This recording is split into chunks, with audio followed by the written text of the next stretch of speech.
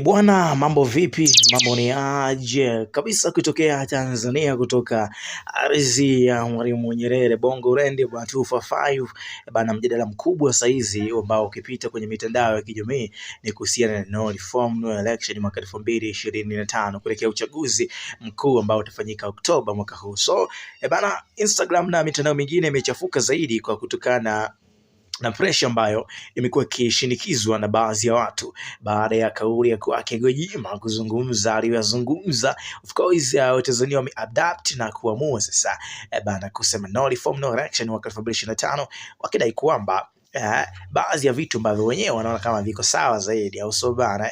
So bana, Mange Kimambi pia ni miongoni mwa watu ambao wanachagiza ili jambo kuweza kutokea kwa namna kubwa zaidi na asilimia kubwa kuhakikisha kwamba kinakwenda kutokea, na amesema kwamba ataacha posti habari za umbea mpaka mwezi wa 11 ili ashughulikie hili swala kisawasawa. Ukipita kwenye peji yake, Mange amekuwa akiposti sana back on days na vitu kama hivyo, amekuwa akihusishwa sana na hizi posti ambazo zimekuwa zikidai uhuru. Sasa watu wanasema kwamba kuna haja gani ya kuweza kucomment kwenye kila page, kwa sababu hizo page pia hazihusiki na chochote kile ambacho kinakuwa kinaendelea, kwa sababu kwenye page ya gossip unakuwa present vitu vyako vinakuwa vile romantic na haiwezi kusaidia chochote.